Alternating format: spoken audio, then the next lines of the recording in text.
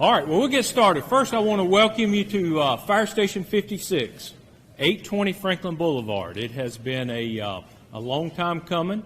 We have a few guests with us today, and first I'm going to ask Chief Church to come up and give us a word of prayer.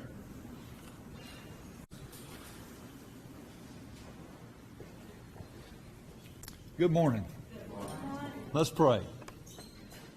Our dear and gracious Heavenly Father, we thank you so much for this opportunity to be here this morning and to be together in this fellowship.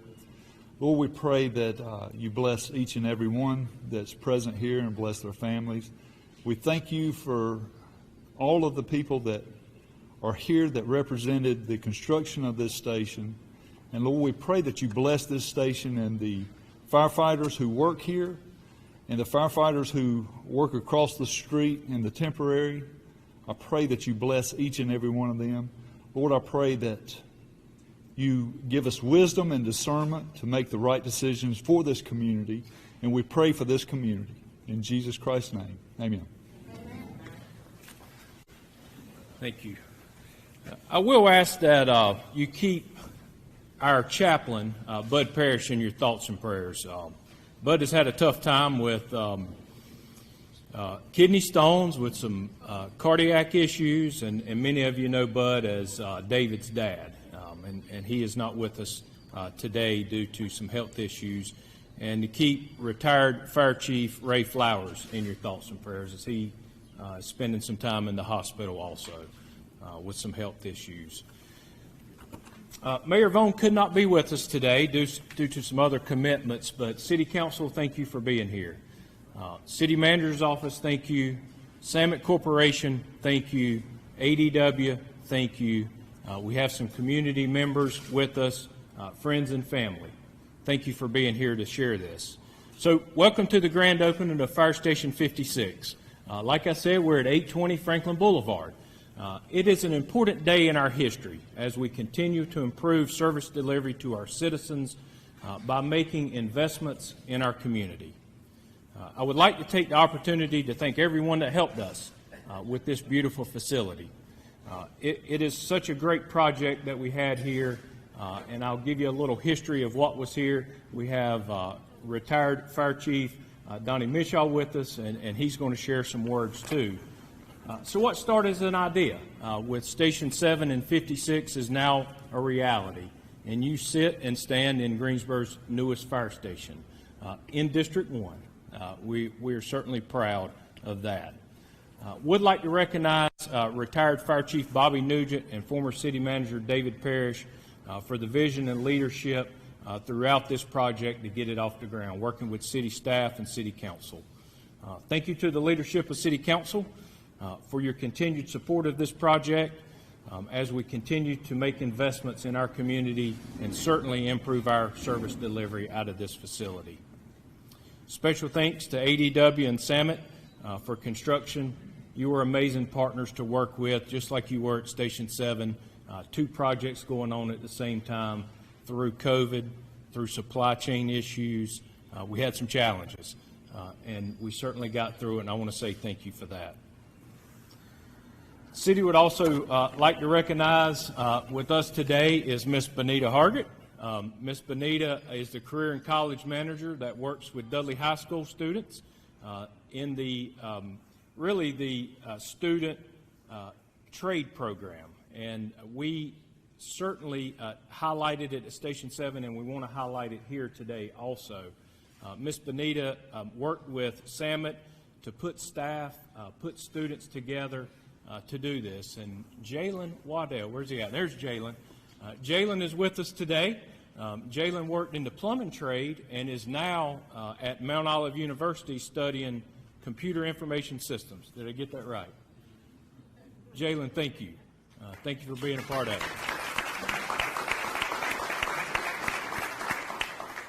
it. Lastly, but certainly not least, city staff that helped us, thank you for that. It takes a lot of hands to do this. I want to point out Chief Church. I want to thank Chief Church individually for your guidance and leadership, doing 2 projects at the same time, with accreditation coming up, with ISO coming up. You worked tirelessly overseeing these 2 projects. I want to say thank you for that. So I want to read just a little history, very similar to what I did at Station 7, about how we got here today, how we got to Franklin Boulevard, how the city got here, and what was done prior to us getting here. And I'll start with an annual report from Guilford County from 1966. And it says, in the report, it says, a description of the district. The population of 3,000 persons within the district live between Nealtown Road to the north, Sharp Road to the south. To the west, the district borders the city of Greensboro, and to the east is the McLeansville district limits. The insurance rating at the time was a 9A. We've improved that. The current equipment at the time was a 1964 American LaFrance Ford pumper and a 1949 International tanker that carried 1,200 gallons of water. There were 26 firefighters and 4 officers at the time. The chief was Ira Baker.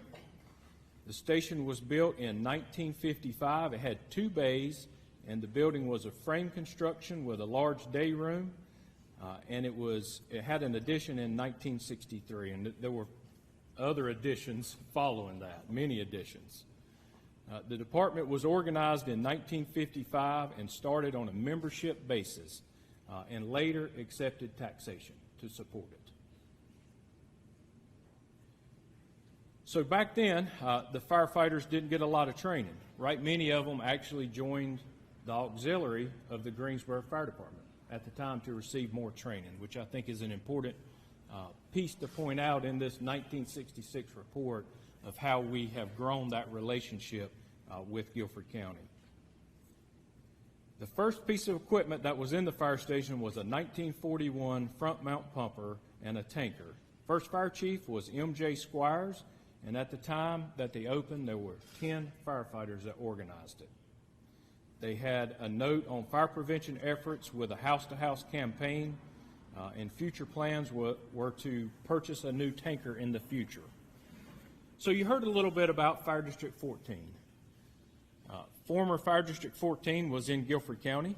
It was incorporated into the city of Greensboro on July 1st, 2005, and became a city fire station at the time. As I mentioned, it was built in 1955, and we know there were 3 additions to the building before it was incorporated into the city. At the time, the fire station was the smallest fire station in Greensboro at 4,300 square feet, and it is now what you sit and stand in as the 4th largest in Greensboro at just over 11,000 square feet. So the firefighters that worked for Fire District 14, they were brought into the city during the incorporation of the fire district. There were 11 firefighters incorporated with the merger, and 9 of those firefighters are still with us today. I think we have one here, at least one. Is that right? Got Richard Shaver with us. So we have one of those with us today, which is a testament to the merger and work that Chief Mishaw did, and we certainly appreciate that, Chief. So in the fall of 2004, the discussion began between Fire District 14 and the City of Greensboro to really a merger and consolidation. And we did that on July 1st, as I mentioned.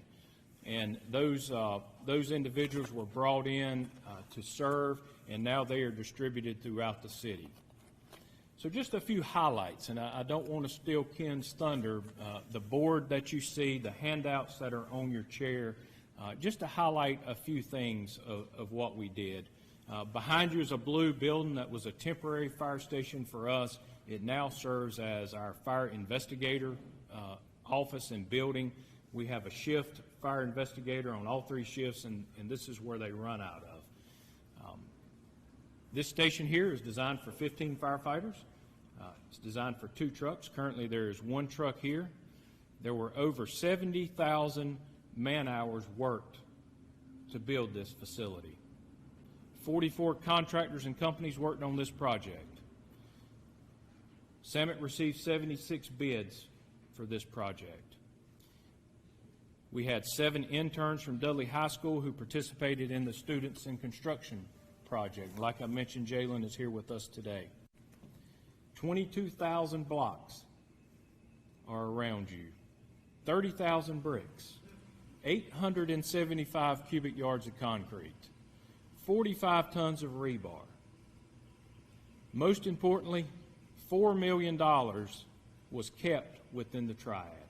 57% local participation on this project.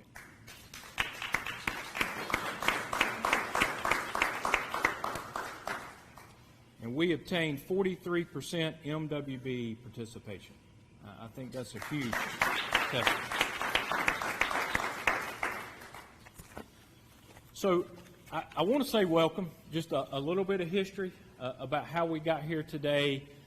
When we're done, we want you to take a tour and see this awesome facility. It is incredible. Behind me are new high-speed roll-up doors. You have to see them work. They are amazing. We have doors that take 40 seconds to come up and 40 seconds to come down, and these are like 4 seconds, 3 seconds. So we want you to see that. They are truly amazing in helping us turnout times a lot quicker, getting to a call a lot faster. So certainly want you to see that. At this time, I want to ask Chief Mishaw to say a few words.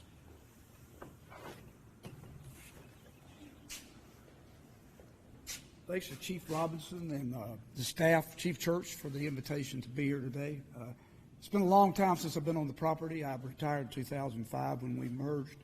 So I've got a lot of memories here, and what a transformation. Our old building, as Chief Robinson said, was built in the 50s, added to in the 60s, 70s, and the 90s. We added sleeping quarters and restroom facilities to house our paid firefighters at the time. So we worked over the years, a lot of sweat, a lot of effort went into building the original station and adding to. We didn't have the property on Cole Street. We had this one lot, very limited, but the station served us well. It dodged a major tornado in 2018 that hit really, really close. So the building, the old building itself, the station, served its purpose, weathered a lot of storms, and we were involved in negotiations back in the early 2000s to look at a merger, a contract with Greensboro because of some issues with the response times. Originally, this station, our station, covered an area that was at Willow Road, where Station 53 is, all the way over to Nealtown Road, across what at the time was Cottage Grove Avenue, which is now English Street. We had a huge territory, relatively speaking. Went across to Mount Zion, Penry Road, back across Ward Road to, at the time the interstate was not built, so we went across Friendly Chapel Road to Sharp Road. So we had a fairly large response area. That area over the years, we had several annexations, so the area was pared down. We ended up with about 9 square miles. Circumstances that led to our merger in 2005 was a win-win. It was a win for Greensboro, a win for us. It gave us the opportunity to add to our staffing. We had our full-time engine company crew was increased to 4 individuals. We'd never had 4 people on an engine at any time in our history. It's amazing what 4 people can do.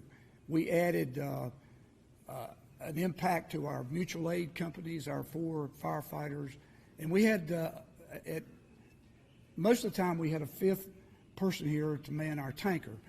The tanker is no longer part of this operation, but it was an integral part of our responses with our mutual aid companies and our areas without pressure hydrants.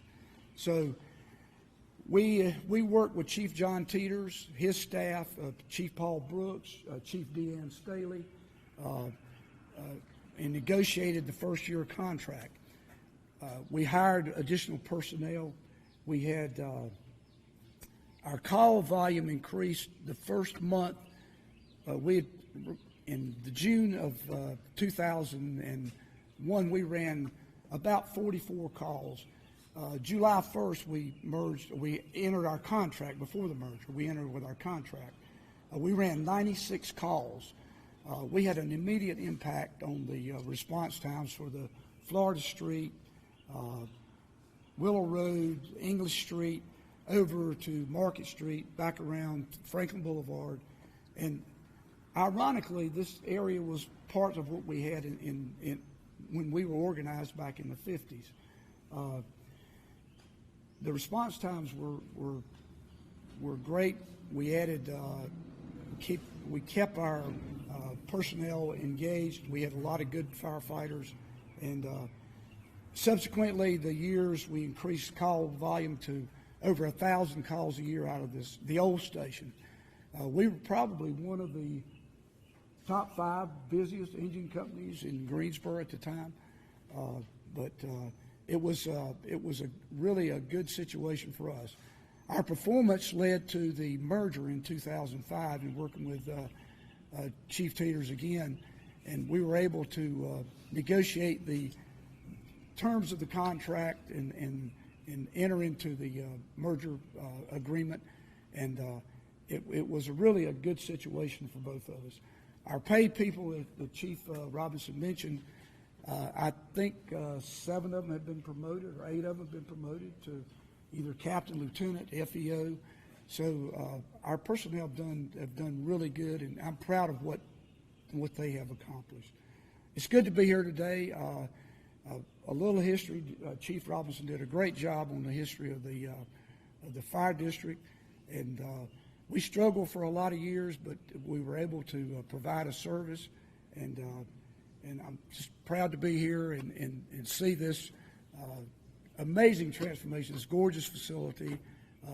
Never thought we would see this. I would have been more than pleased with the temporary building that was built to house the structure. So thanks again for the invitation, and it's good to be here. Thanks.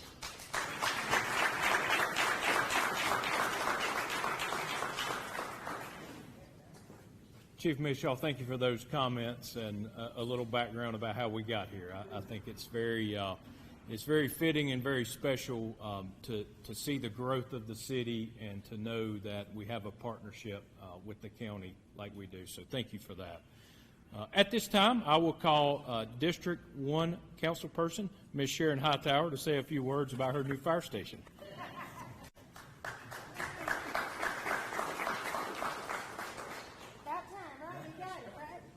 Good morning, everyone. Thank you all for being here, and I know Chief Robinson is excited to open this officially today because we delayed it 30 days, and thank you for delaying it. Even though you all have been in operation, we are excited in District 1 to have this new amenity along Franklin Boulevard. It certainly is a comfort to know that this fire station is here to service the needs of the community. But it's also a safe haven. I don't know if you realize a fire station puts out fires, but it is also a safe haven for our young people. And so after yesterday, we know how important it is for our young people to have a safe haven.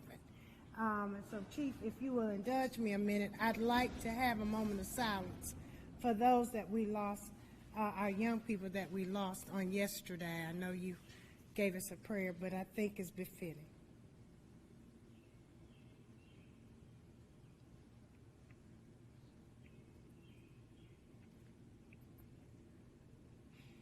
And so thank you all for that very much. And I say that because with this project, we work with young people. I was approached by Samet, and when they got the contract for both fire stations, and wanted to know how to really impact the community. And I said, you know, we can work with our young people. You know, we always work with the college kids, but we need to work with our high schoolers, because they may not go to college, even though Jalen decided to go all the way down east to Mount Olive, which is fantastic. But there are those who may not. And so this was an opportunity that, you know, really loved the idea. And with Benita Hargett. We had a joint venture with Danny Brown, United Maintenance, and it was very successful for those 7 students, to the point that Mr. Johnny, who I have to thank with Samet, has expanded that program. So we're going to be making sure that our young people are going to build some more fire stations and some other buildings throughout the city. But it's exciting that you all came out, and I want to recognize my city council members. Not often you see us all together and we're not in a council meeting. And so I've got Dr. Wells is here with us, Ms. Mary Kay Boozer-Wader, Mr. Holston, Ms. Thurn, Ms. Hoffman, and our city manager, of course.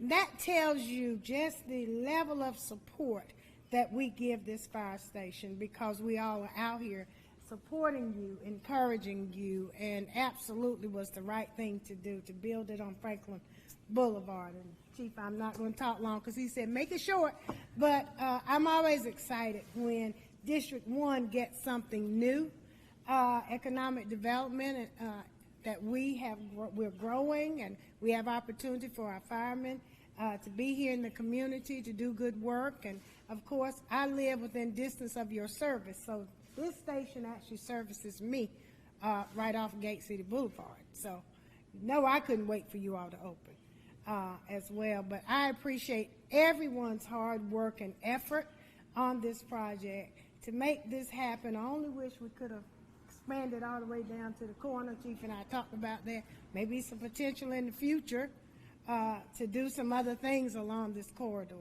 But I thank everybody who put in their hard work. Thank the city for putting in the money. And I know that we're going to do more things. So thank you all for coming out and celebrating today with this ribbon cutting. It's really exciting to have you all here. Thank you, Chief. Thank you so much. And you know, I just can't leave, Chief, without saying, you know, I'm proud of the MWBE that we've done. 43% is awesome. And it just shows you what you can do when you put your mind to it and you're intentional. And so keeping $4 million in our community as well locally really builds our economy. So thank you, Samet, for being very, very conscientious of that and hearing what we're saying. So thank you all for the partnership.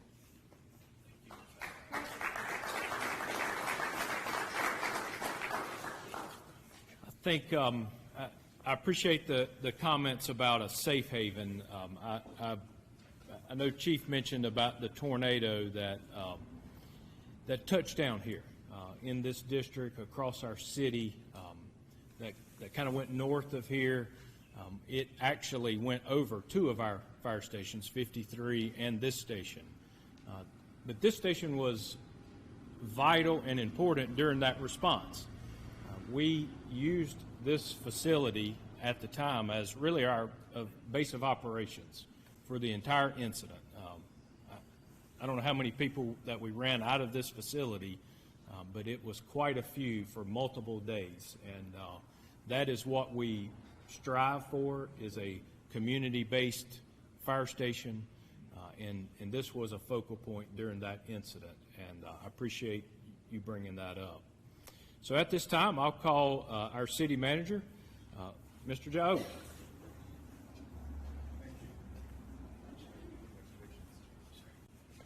Good morning, everyone. I'm sorry I was running late. I was taking care of some other important business as well. But I do know this is very important. As you know, I'm a planner professionally, and every time we've put long-range plans in place throughout my career, it's always been about where is the growth going to be. And hockey players say where the puck is going. And we always had to imagine and anticipate where growth is going to be. And fire facilities is always very critical as we do that. Because like Councilmember Hightower said, it's not just about being here and having this facility, it's also providing a sense of security and safety for residents and businesses. And I found out throughout my career that anytime you grow and you put fire facilities in an environment, you just provided a catalyst for growth. and investment. My brother-in-law lives a quarter-mile away from here, and I think this is my third time here, I think. But I remember when this was done, and he said he felt comfortable because he's been living there for quite a while. But he used the word comfortable because up until then, the nearest facility was quite a ways. And so having this here is very important because it also helps the community to know that we have their best interest at heart. On Monday, I think it was Monday, today is Wednesday, right? I think it is, okay. We presented a budget to council, and one of that is about providing 15 additional firefighters to our firefighting program. And that's very important. It's again because we know that growth is coming. I think when we met with County Manager Halford on Monday, with our water resources director and our planning staff, and his own planning staff as well, one of the things that we quickly found out is that we haven't even scratched the surface when it comes to growth. When we started talking about where the city is going and the opportunities that we're not able to publicly share yet that are coming our way. So this is just, it's not about building new ones, it's also about making sure that the ones that have been there for a long time, they are equipped in such a way that they can adequately respond efficiently, effectively, and in a timely manner. Because again, safety is about timing. And so growth is here. It's not something we're thinking will happen in 5 years or 10 years or 15 years. It's already here, it's already happening, and we can only build on them. So I congratulate you and your team for making this happen, and I believe it's one of many. And I've told Chief and his team over and over since we started talking back in December that I'm here to support them and to make sure that whatever vision they have, to make sure that we have safety and we experience the type of comfort level and a sense of security that our residents and businesses will have. I'm not the expert. They are. And I just listen to what they tell me is best, and then I have to champion that, I present that to our council members, and then we get into working with how we can make it happen. One budget year won't do it. It's going to have to be over a period of budget years. But we're working on it, and we're getting there, and I believe that today is a huge, huge step forward for us. So I look forward to be back to multiple groundbreakings and ribbon cutting, and I believe that from this day forward, we are charting a different story, especially for this community and communities like this, that we need to continue to push forward. So once again, thank you and congratulations.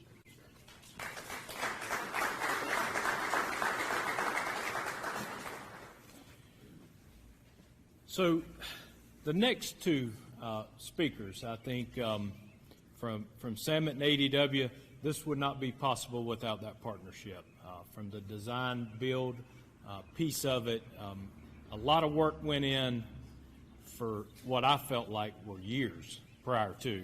May have been a little quicker than that, but it certainly was a huge task to overcome, especially the challenges that we had on this site with soil issues, water issues. We had a building here that was 60 plus years old, and we needed to still provide service. And we did that through the blue building behind you for a year and a half or so. We didn't leave the community. And I think that was very important of what Samet and ADW put together. So at this time, Samet Corporation Regional Vice President, Mr. Ken Grugy.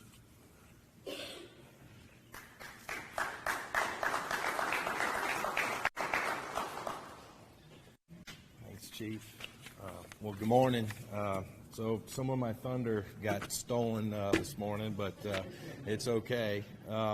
What a great day, to celebrate an opening for a bigger home for once the smallest station here in Greensboro. It's always great to see a project come to fruition over an extended period of time and actually see the building function and operate for what it serves today. Greensboro's finest, our first responders. Let's give all these guys a big hand. Now, during a building process, over the years, we've come to learn on every construction project, there's usually a story to tell, including innovation, maybe some challenging events to overcome, and success is earned through perseverance and hard work. I'm going to touch on a few of the items that we want to recognize that were accomplishments, challenges, overcome, and innovation on 56. I'm not going to dial down on some of them that Chief already went on, but one of the things that he talked about was one of our core values is safety. And we worked 70,000 man-hours on this project and 0 accidents. And that's really contributed to our team. That's really great. The new station is 2.5 times larger than the original station. So that's I know the firefighters are probably enjoying their new home, and that's just great. It serves 15 firefighters and 3 fire investigators in the temporary building. We of the MWBE participation, 35% was MBE and 8% was WBE. And Johnny's done a really excellent job spearheading our program and should be recognized for that. As you mentioned. As you mentioned, almost 70% of the construction dollars stayed home, and that's really, when you hire a local contractor and see him, that's extremely important, because this is where we work. We're in grocery stores every day. We see people, and it means something to us personally. We had, with our students in construction program, as we mentioned, 7 different interns. The existing fire station was used for a controlled burn exercise, so they did get some use out of it before we took it down.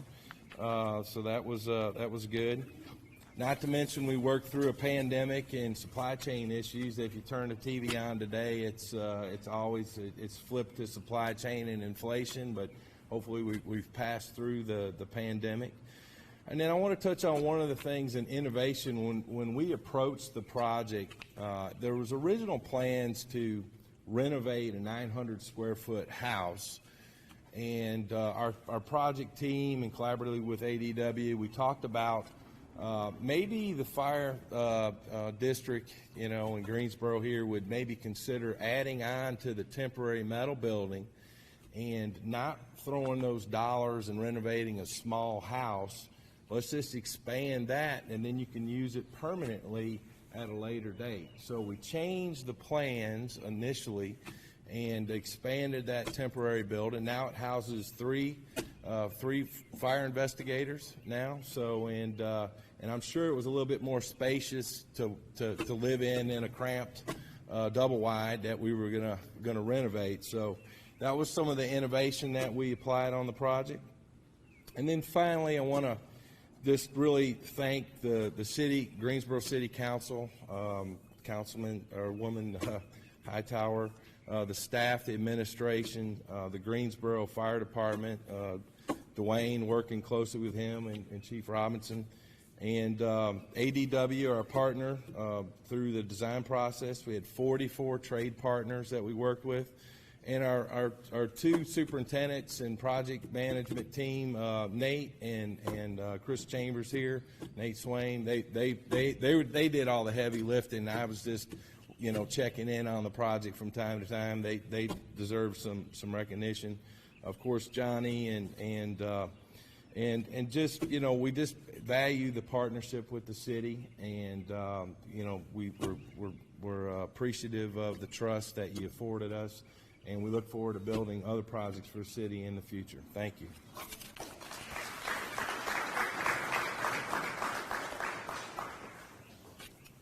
Thank you for those words, Ken. Very appreciative of that. So before Keith comes up, I want to say just a few words about the partnership with ADW. From the very start, we had some ideas about Station 7 and about Station 56. What we wanted to do in those neighborhoods, what we wanted it to look like, what the fire department wanted to offer to the community. And we sat down, designed both of them fire stations. In particular, this one, we wanted it to be a part of the neighborhood. And I think that's what you see from the outside, is we accomplished that goal with the direction of ADW. So, Senior Principal with ADW Architects, Mr. Keith Carroll.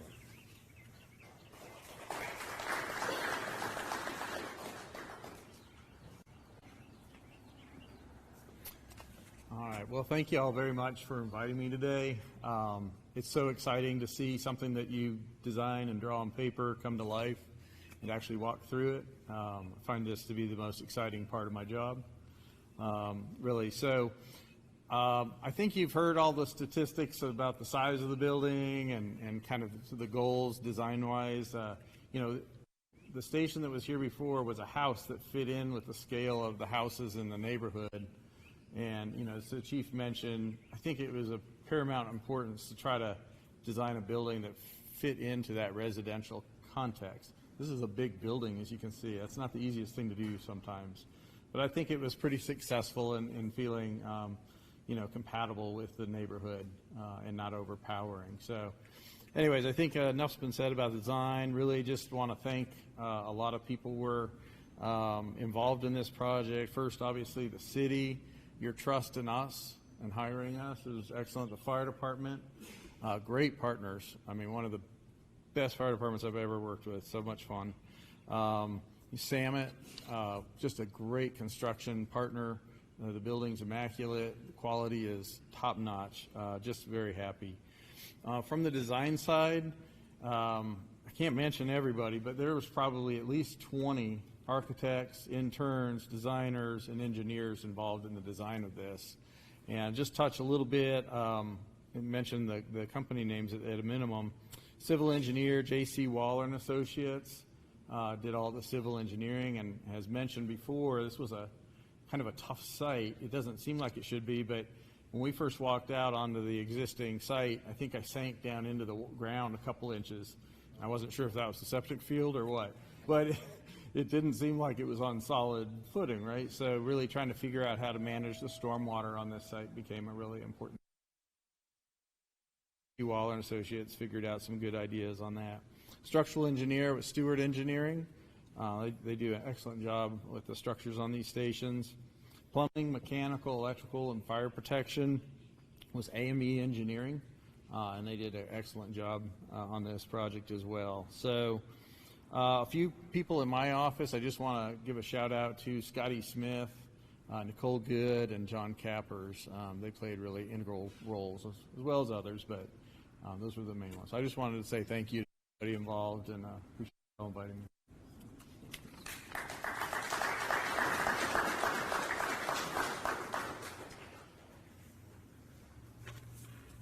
So that concludes everyone's speeches, and just to maybe tie it all together, I want to say thank you for your support from council, the manager's office, for this facility of what you see in District 1.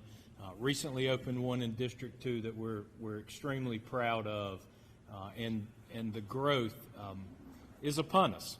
Last week we went through our peer assessment team from the Center for Public Safety Excellence, and that was a successful recommendation at the end of the week. It was a very tough week for everybody standing in the back of the room, and I want to say thank you for all the hard work that you put in last week. It was very stressful, to say the least, but we had some recommendations that we will be moving on up to our continuous improvement model, and that is what we're about in the Greensboro Fire Department, and we appreciate your support. So just a tradition that we have opening any fire station. Out front is a piece of fire hose. We would like to invite the council folks. Let's get behind the fire hose. Chief Mishaw would love for you to join us, the staff that helped us with the building, and we will uncouple the fire hose. But first, can you raise one of those doors so we can get out and everybody can see it? But thank you for coming today. We got cupcakes, coins, tours. Feel like it's going through the ceiling, but so if y'all will come out, we will uncouple this hose. Now that's not 3 seconds.